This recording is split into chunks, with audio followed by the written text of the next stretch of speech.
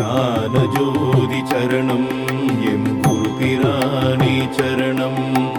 ஞானஜோதி சரணம் எம் குரு பிரானே சரணம்.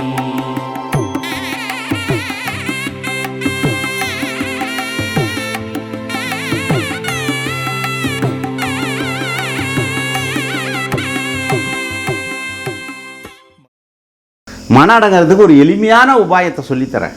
மனம் ஒரு நிலையில் நிற்காது. அது ஒரு நிலையில் நின்று பழகினதா அதுக்கு தெரியாது. சிறு வயதிலிருந்தே ஓடி ஓடி ஓடுகின்ற மனம், எண்ணற்ற சிந்தனை, கற்பனை. கண்ணை திறந்துட்டு இருந்தால் கூட பரவாயில்ல, கொஞ்சம் தான் இருக்குது. கண்ணை மூடிட்டா நிறையா இந்த பிரபஞ்சத்தில் நிறையா என்ன வருது, ஆசை எண்ணம் உருவாகிட்டே இருக்குது, அலையாக வருது. எப்படி மன அடக்கிற உபாயம் சொல்லித்தர்றது? மன அடக்கிற உபாயம் என்ன? மனம் எப்படி போனால் அடங்கும்? அது எப்படி இருக்குது? மன குதிரை எப்படி இருக்குது? இதுக்கு ஒரே வழி, சுவாசத்தை நீங்கள் கவனிக்கிறது தான். ஓடுகின்ற 9 வாசலும் ஒடுங்குகின்ற வாயுவும் 9 புலன்கள் நமக்கெல்லாம் வேலை செய்யுது இல்லையா? அப்போ ஓடுகின்ற இந்த விஷயம் எல்லாமே நம்மளை என்ன பண்ணும்? புலன்களை வெளியிருந்து இழுத்துட்டு தான் வரும்.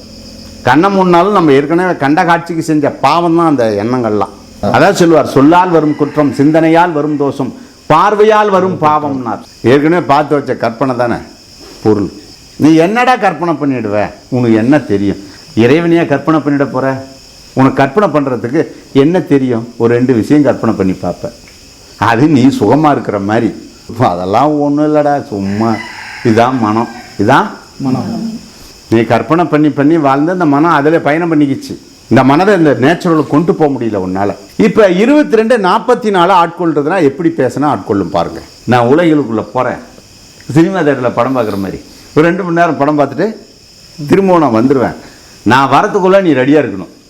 கரெக்டாக தான், என் வேலை தான். நான் சொன்னதெல்லாம் செஞ்சுட்டு நீ என்ன பண்ணணும்? நீ செய்யலனா உன்னை உடற போகிற மாதிரி இல்லை. ஓடுகின்ற வாயும் ஒத்துகின்ற நிலையும் அப்படி சொல்ல. ஓட வாயு எப்படி ஓடுது அதை நீ உட்காந்து ஃபஸ்ட்டு கவனி. உட்காந்து கவனி. இதுக்கே மனம் ஒருநிலைப்படும், வேற எங்கேயுமே படாதுங்கிறதா அந்த தத்துவ நிலை.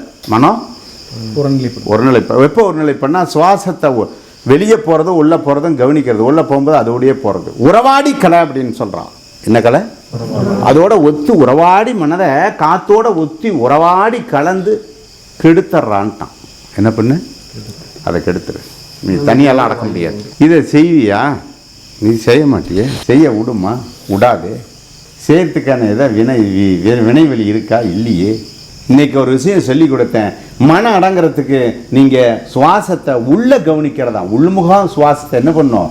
கவனித்து அப்படியே பார்த்துட்ருங்க. 3/4 மணி நேரத்துக்கு மேலே தான் மனம் அடங்கும்.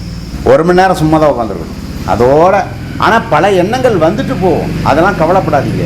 அதோடையே இருக்கிறதுங்க. அதோட இருந்து இருந்து இருந்து உறவாடி உறவாடி உறவாடி உறவாடி உறவாடி உறவாடி ஒத்துகின்ற வாயுவேங்கிறார் பார். உனக்கு அந்த வாயு ஒத்து போகிற வரையிலும் உனக்கு பயணம் பண்ணும்போது அது உன் பேச்ச கேட்குற மாதிரி கேட்கணும். கேட்கறதுக்கு எவ்வளோ நேரம் ஆகும்? அப்படி சொன்ன அப்படி கேட்பானே. தவத்துக்குள்ளே வந்தவங்களுக்கு இது ஒரு 2வது வாயு. தவத்துக்குள்ளே வந்தவங்களுக்கு நீங்கள் அதை கவனிங்க. தவத்துக்குள்ளே வரல சார், நீ கவனிக்காத. நீங்கள் கவனிச்சு ஆக போகிற விஷயம் ஒன்றும் இல்லை. எத்தனை ஆண்டு ஆயிருக்குது இது தெரிஞ்சுக்க? ஆண்டுகள் 20 போயிடுச்சு, 20 கடந்துருக்கு. இப்படியெல்லாம் ஞானம் கிடைக்காது. எளிமையான விஷயமாங்க இது. எளிமையான மனைவி விடுவாள ஃபஸ்ட்டு செய்யறதுக்கு. நீங்கள் 2வது நிலையில் மட்டும்தான் சுவாசத்தை கவனிக்கிறீங்க. எடுத்தோடனே இப்போ சுவாசம் கவனிச்சிங்களால மனம் அடங்காது. மனமடங்கு வித்தைக்கு உபநிஷங்கள் செத்து வாசிகள்லாம் எடுத்து வாசியை வசப்படுத்தின பின்னாடி தான் என்ன பண்ணும்? மனம் அடங்கும். மனம் அப்படியே உட்காந்து மனம் அடக்கிறதுக்கு அப்படியே 4 வருஷம் ஆகிடும். 4 வருஷம் கஷ்டம் தானே. எல்லாரும் செய்ய முடியலனாலும் ஒரு சில பேர்த்துக்கு அந்த வாய்ப்பை இறைவன் கொடுத்துருப்பான். அதுக்கான முயற்சி நம்ம எடுத்து பார்க்கலாம் இல்லைங்க. குண்டலி யோகம் செஞ்சால் இப்படி உட்காந்தா அது ஒரு புருவ மத்தியில் நல்லா ஒரு சக்திகள்லாம் காந்தாற்றங்கள்லாம் வரும்னு. குருங்கிறவன் யார்? குருங்கிறவனுக்கு என்ன தகுதி இருக்குது? எதுவுமே இல்லை அவனுக்கு. நிராத பணியாக நிற்கிறவன் தான் குருநாதன். கடவுளுக்கு சம்மா இருக்கிறதான் குரு. அப்போ எதுவுமே இல்லாத போகிற ஸ்டேஜில் அவனை நம்பி போனால் அவன் அந்த ஸ்டேஜை காட்டுவான். அதுதான் உண்மை. அதான் சொல்கிறார், தன்னிலை எரியார் தவநிலை எரியார். தன்னை யாருன்னு அறிஞ்சிக்காதவன் நான் தவத்தறிய போகிறோம். தன்னை அறிஞ்சவன் தான் தவத்தறிய முடியும். அப்போ நீங்கள் இந்த தவத்துக்குள்ளெல்லாம் வந்தீங்கன்னா தன்னை அறிஞ்சிக்கலாம் ஃபஸ்ட்டு. தன்னை எறிந்தால் தனக்கு ஒரு கேடில்லை. திருமந்திரம் வருது பார். தன்னை எறிந்தால் தனக்கு ஒரு கேடில்லை. தன்னை எறியாமல் தானே கெடுகின்றான். தன்னை நீங்கள் ஒவ்வொரு நாள் அறியல. அப்படிலாம் அறிஞ்சிருந்தால் அடுத்தவனை போய் ஏமாற்றக்கூடாதுங்க இந்த பூமியில். சத்தியம் அது. கரெக்டாக வாசி யோகத்துக்கு உணவு அறுத்து தான். இதெல்லாம் எதுக்கு சொல்கிறேன்னா, நீங்கள் இந்த நிலையை வரணுங்கிறதுக்கு தான். உட்காந்து பழகவே எங்களுக்கு 2 வருஷம் ஆகிடும். பழகத்து இப்படி நெட்டாக இப்படி உட்காந்தே இருக்கிறது, இப்படியே கை கட்டிக்கு 1 மணி நேரம் உட்காந்துருக்கிறது, இப்படி உட்காந்துனா கம்பம் மாதிரி இப்படி நெட்டாக இருக்குது. அதாவது நல்ல வாசி யோகிக்கு சமாதி ஆயின பின்னாடி கை அப்படியே தோண்டே தாங்க இருக்கும். பார்த்துருக்கீங்களா? விரைக்காது. நீங்கள் 3 நாள் இருந்தாலும் அப்படியே உங்கள் உடல் அப்படியே இருக்கும், ஒன்றாகாது. அவ்வளோதான், இருக்க வரலாம். அதே தான் உனக்கும் எனக்கும். நம்ம புள்ள நினைக்க போகுது. ஒருத்தன் செத்து போன பின்னாடி ஏமா சொன்னானோ, வாடா உனக்கு நாளாயிடுச்சு நீ வா போகலான்னு. சார் எங்கள் பெரிய பொண்ணை கட்டி கொடுத்துட்டேன், எனக்கு 2 பொண்ணு 1 பையன். எங்கள் பையன் இப்போ தான் காலேஜ் படிச்சுட்டு இருக்கிறான். நான் உன்னை விட்டுட்டு வரல, என் காலாவதி டைம் முடிஞ்சு போச்சுங்கிறீங்க. இன்னும் ஒரு 2-3 வருஷம் அவகாசம் கொடுங்க. எங்கள் பொண்டாட்டிக்கு அவ்வளோ விவரம் பத்தாது, கட்டி கொடுக்குற விவரம் இருக்காது. என் பையனுக்கு கல்யாணம் பண்ணுறதுக்கு அவ்வளோ தெரியாது. நான் இருந்தாலாம் கல்யாணம் பண்ணிவிட்டு நான் வந்துடுறேன் யமப்பட்டினத்துக்கு. இப்போ என்னை கூப்பிடாதீங்க, கொஞ்சம் வேலை இருக்குதுன்னு நான் பிரம்ம யமன் கூப்பிட்டதுக்கு. அப்போ யமன் சொன்னானா, எல்லாம் அவங்கவுங்க பொழைச்சிக்கோங்க வடா போகலான்னு. இல்லை சார் எனக்கு கொஞ்சம் வேலை இருக்குது. ஏம்மா எனக்கு கொஞ்சம் வேலை இருக்குது சாமி, இதெல்லாம் செஞ்சுட்டு வந்துடுறேன். அப்பயும் பொண்டாட்டி பிள்ளைங்க மேலே தாங்க பற்று காட்டிருக்கிறான். பெரிய பற்று இந்த உலகத்தில். யாரு? உண்மைதான், எல்லாத்துக்கும் உண்மையான பற்று எது? உயிரான பற்று தான். மனைவியும் மக்களும். வேற எந்த பற்றும் மேல இந்த எறும்பு மாடு இருக்குது, அதை பார்த்துட்டு போகலான்னு நினைக்க போறோமா? பக்கத்து வீட்டை நினைக்க போறோமா? கூட பிறந்த அக்காவை நினைக்க போறோமா? சொல்லுங்க, நீங்க எல்லாம் சொல்லுங்க. எதையுமே விட்டுட்டு போறதா நினைக்க மாட்டோம். யாரை விட்டுட்டு போறோம்னு நினைக்க மாட்டோம், நினைக்கிறோம் மனைவியும் மக்கள். வந்தேதான் அவனை தரத்தரன்னு இழுத்துட்டு போட்டான். நாளாகி போச்சு வாடான்னு. ஒரு 10 வருஷம் கழிச்சு பார்க்குறப்பெல்லாம் எம்மனா அழுதுகிட்டே இருந்தானோ, நீ எப்படி என்ன தரத்தரன்னு இழுத்துட்டு வந்துட்ட, நான் விட்டுருந்தேன் என் பொண்டாட்டி பிள்ளைங்களாம் நான் பார்த்துக்கிட்டேன், இப்போ எப்படி இருக்காங்களே தெரியணும், எல்லாம் நல்லா இருக்காங்கடா. உனக்கு எப்படி தெரியுமா? நான் பார்த்தேன்டா, நான் பார்த்தேன், நானும் பார்க்க முடியுமான்னு கேட்டானா. அந்த வித்தை கத்திருக்கியாடான்னு கேட்டானா. இல்லையே, நான் கத்தண்டா, நீ கத்திருக்கியா? இந்த 2 பற்றுமேலையுமே நீ இருந்ததுனால வேற எதை பத்தியே தெரிஞ்சுக்காத போயிட்ட. என்னைக்காவது தவம் பண்ணியாடான்னு. அப்படின்னா என்னன்னா, அதுவும் தெரியாதா? இங்கிருந்தே பார்க்கலான்டான்னு. எதுவுமே தெரியாதுன்னா, வாடா கீழே போய் பார்க்கலாம். ஆனா நீ அவன் கண்ணுக்கு அவங்க உன்னை பார்க்க முடியாது, நீ அவங்கள பார்க்கலாம். அந்த வரம் வேணா உனக்கு கொடுக்குறேன், கூட்டு போறேன், வா என் கையை பிடிச்சிக்கிட்டே வாடான்னு. திரும்ப யமலோகத்திலிருந்து அவனை கீழே இழுத்துட்டு வந்து விட்டான். 10 வருஷம் ஆயிடுச்சு. பையன் கல்யாணம் பண்ணிட்டு நல்லா பிழைக்கிறானா சாமி. பொண்டாட்டி கட்டில் கொஞ்சம் பேருனா கொஞ்சரா. கூடு 3 அடுக்கு கட்டியாச்சு. 3வது அடுக்கில் பேருனா கொஞ்சரா. 2வது பேருன நல்லா பாரு. அவனுக்கு கல்யாணம் பண்ணி 2 பையன் பிறந்துடுச்சு. 2வது பையனை பொண்டாட்டி கொஞ்சரா. பாத்தியாடா, உன்னை யாராச்சும் நினைக்கிறாங்களா? இவங்கெல்லாம் உன்னை அன்னைக்கே மறந்துட்டாங்கடா, சொன்ன கேட்டியாடா நீ? இவன் திரும்ப யார் கூடடா போறாங்க, போறியா இங்கே வரியாடா, நான் உங்களுடைய வந்துடுறேன். அதாங்க மனித வாழ்க்கை. நம்ம குடும்பம் இதே கதி தான். நீங்கள் நினைக்கிறதெல்லாம் சும்மா சாமி. நான் கண்டதை மட்டும் உங்களுக்கு சொல்கிறேன். அந்த உலகத்தில் எல்லாமே பொய்யும். நான் ராவணன். பொண்ணு என்ன, பொருள் என்ன, என் தேசம் என்ன, மண் என்ன, மக்கள் என்ன, மனையால் என்ன, மங்கள சிறப்பு தான், பேரிலம் பிள்ளைன்னு எல்லாம் வேஸ்டான்ட்டான். இது எல்லாமே நிற்காது, இது எல்லாமே எனக்கு உகந்ததில்லை, எல்லாமே என்னதில்லைன்னு உணர்ந்துட்டேன் அப்படிங்கிறான். தவத்துக்குள்ளே வந்தீங்கன்னா ஃபஸ்ட்டுக்கு என்ன அதிகரிக்கும்? கஷ்டம்தான், துன்பம் தான் வரும். துன்பம் எண்ணிலா துன்பம். கோயில் எதற்கு? அப்ப இறைவனை தொல்றதுக்கும் தொடர்றதுக்கும் தான். நீ போனீங்கன்னா அங்கே நேரம் தவம் பண்ணலாம், இறைவனை நினைக்கலாம். அதுக்காக தான் கோயில் கட்டணும். அந்த காலத்தில் சிந்தனையில் இருக்கலாம். அந்த சிந்தனை உருவாகத்தான். அறம் உருவாக, யாரையும் ஏமாத்தாமல் இருக்கலாம், பொய் சொல்லாமல் இருக்கலாம், ஒரு நல்ல நிலையோட நிற்கலாம். இறைவனை நினைக்கத்தான் உருவாக்குறது கோயில். ஒளியாக தான் இருக்கிறார். பேரொளிக்குள்ள அவர் வரார். அண்டங்கள் எல்லாம் கடந்திருக்கிறார். அடுக்கடுக்கான மாய அண்டங்களை கடந்திருக்கார்.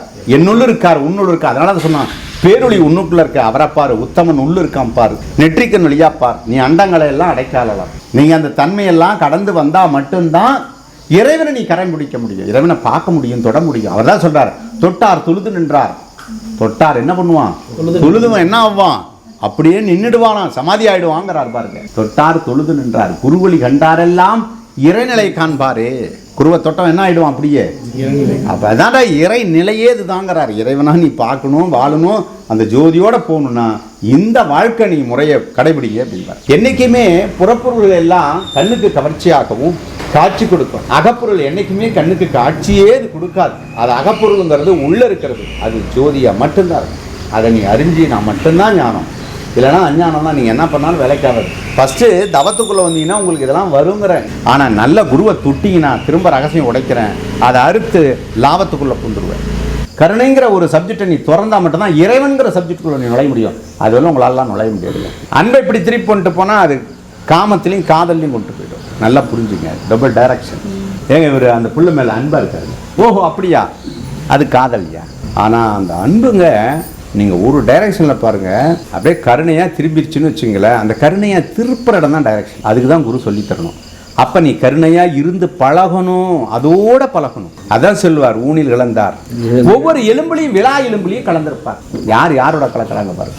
உற்று கலந்தார், ஊனில் கலந்தார், உறவில் கலந்தார், எண்ணில் கலந்தார், எண்ணத்தில் கலந்தார், என்னோட கலந்து இருந்தார். அப்படிப்பட்ட கலக்கிற நிலையை நீ அறிஞ்சிட்ட, அந்த நிலையில் நீ இருந்துட்ட அப்படின்னா அந்த ஆன்மா எங்கே போய் சேரும்?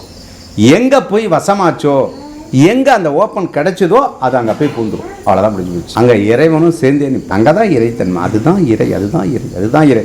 1000 முறை சொல்கிறத வள்ளல் பெருமான் இந்த கருணையை பற்றி அழகாக சொல்லியிருப்பார். ஒரே சப்ஜெக்ட், தனி பெரும் கருணை. சார் இது எப்போ சார் வரும் சொல்ல முடியாது. அது கர்மாவில் எழுதியிருக்கோம். நல்லா புரியுங்க. இப்போ தான் சப்ஜெக்ட் உள்ள உடையுது. ஏகாந்த நீக்கமர நிறைந்த இறைவன், அவ்வளோதான். சமாதி தான் அது. என்னது? அது கண்ணு திறந்தாவே கண் கலங்கி உள்ள பூந்துக்குது. அது அதோட மட்டும்தான் போகும் இந்த உலகத்தில். வேற எதையுமே தேடாதுங்க. இதுக்கு மனைவியும் தேவையில்லை, மக்கள் தேவை. நான் முன்னே சொல்லல, டே ஏமா உன்னை கூட்டு போன பின்னாடி வந்து கேட்டான், நீ அவனை விட்டுடா, அவன்லாம் பொழைச்சிக்குவான், நான் பொண்ணாட்டி பிள்ளைங்களாம் பொழைச்சிக்குவான், நீ வாடானதுக்கு அவன் வரல, நல்லா கெட்டு போடுவான். நான் திரும்ப வந்து பார்த்துட்டு என்ன சொல்கிறான், நான் மோகமுடியே வரான்னு போயிட்டான். இதான் நம்ப. அந்த கருணைங்கிறது எங்கே வரும், எப்படி வரும்லாம் யாருமே இல்லை வரும், இப்படிலாம் சொல்லவே முடியாது. உங்கள் அந்த எதிர் துருவமான காந்தமும் அதே தன்மையில் இருக்கணும். வடதுருவம் தென் துருவம் சொல்கிறோம் இல்லையா, அவங்களும் அந்த தன்மையில் இருந்திருந்தவங்க மட்டும்தான். அவங்க யாராக கூட இருக்கலாம், ஆணாக இருக்கலாம், பொண்ணாக இருக்கலாம், இப்படி இருக்கலாம், அப்படி இருக்கலாம், இது எதாவது இருக்கட்டும். அவங்க அப்படியே உள்ளாயிட்டா ஒரு செகண்டு தாங்க திறக்கும். எவ்வளவு?